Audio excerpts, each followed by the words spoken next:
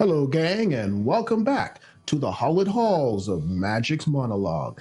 Magic here, your personal curator of growth and the sage keeper of the keys to today's tome of wisdom and knowledge. So, hey there, friend, let's start the show.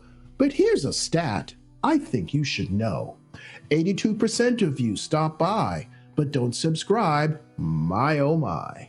So here's my ask. It's quick and it's free. Smash that button, show me some love to me. Ring the bell, it's quite the deal. And I'll bring you content that's got appeal. Today's video. Am I the a-hole for confronting my wife about her cheating on me after she got in a car accident? Let's begin the journey. My wife, 31 female, and I, 32 male, had been together for 6 years and married for 2. Recently, we've had a few heated arguments, and while I've posted about one before, I don't want to rehash that issue. Last night, my wife and I had a long conversation about our most recent argument. We both agree that we need to change certain aspects of our thinking and how we act when we're angry. This morning started great. She mentioned covering a shift for one of her friends, meaning she'd be out from 3 p.m. until her workplace closed at 10 p.m. She left for work around 2:30 p.m., and I spent the afternoon running errands and visiting my mom for a couple of hours. I got home about 6 hours later and noticed her iPad was lighting up with texts. Normally, I would not be tempted to read her messages, but it was 10:15 p.m. and she still hadn't texted me to say she was on her way home. Her workplace is known to close on time, so this felt unusual. All right, as far as I'm concerned, when you are in a committed monogamous relationship, there is no expectation of complete privacy. If you are in a functional relationship and you're doing nothing wrong, not acting inappropriately or in a manner that your partner would see as betrayal, then why would you need privacy? Yes, there are cases of birthday surprises, gifts, or acts of love and service you want to drop on them. In those positive actions, the expectation of privacy is acceptable. However, the moment your actions lead your wife or husband or live-in fiance to think you're being several degrees of slim shady, they have every reasonable right to look to see if it's real or the problem is them.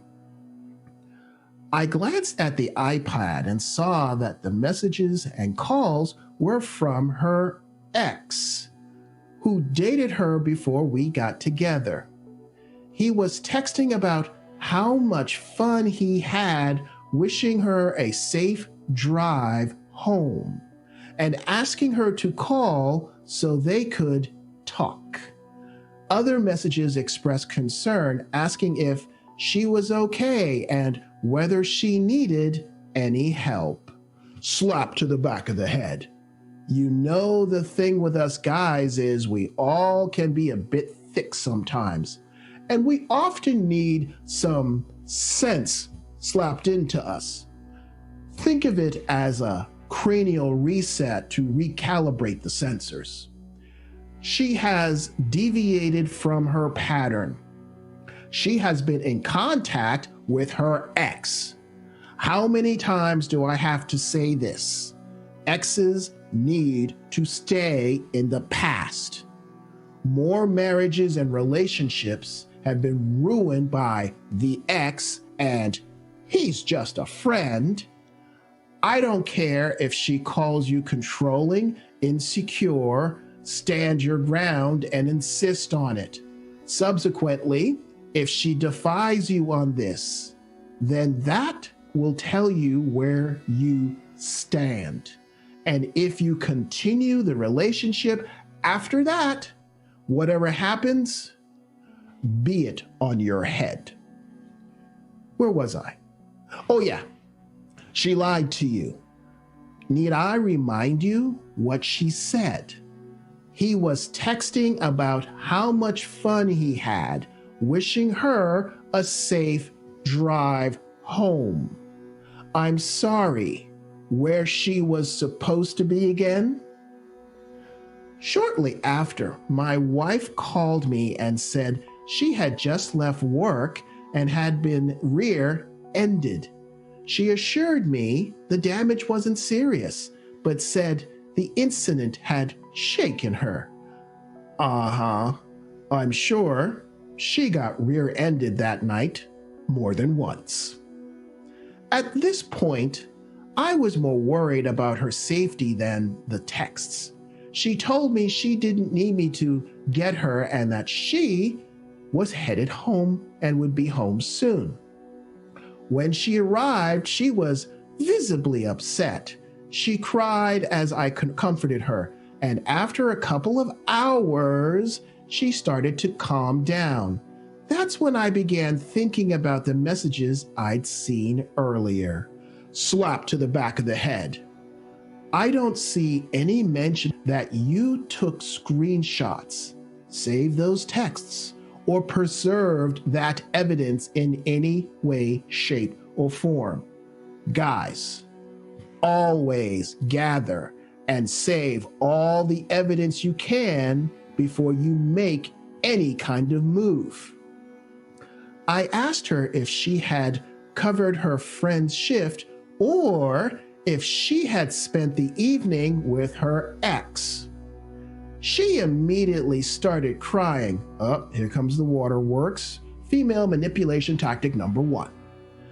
And called me an a-hole for accusing her of cheating after she'd just been in a car accident. Female manipulation number 2. Go on the attack and deflect and turn it around. Slap to the back of the head. Seriously, dude? She's gaslighting you, lying to you, redirecting and turning it around on you. Here, let me help you translate this. The waterworks, the fake anger, and the gaslighting, it is called manipulation. Can we say that, boys and girls? Manipulation? Sure, I knew you could.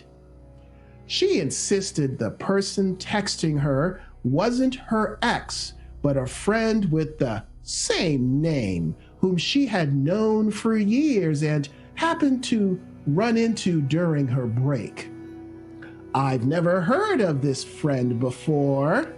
Now she's still crying, and I've retreated to the bathroom to gather my thoughts and figure out what to do. Am I the a-hole for bringing this up after the car accident? Right. Are you the a-hole for asking? Hell no. But you are an a-hole for allowing her to manipulate you, causing you to run off to the bathroom and hide like a punk-ass bitch. Everyone watching this, please leave a comment below as to whether or not, while he was in the bathroom trying to figure out the obvious, she was pulling a Hillary Clinton with the iPad in the meantime. Dude, she's cheating on you. Yes, I know. You think denial is a river in Egypt. However, you need to get your head out of your butt. Look, I know I'm tough. However, this is a men's channel, and I'm going to talk to you like a man.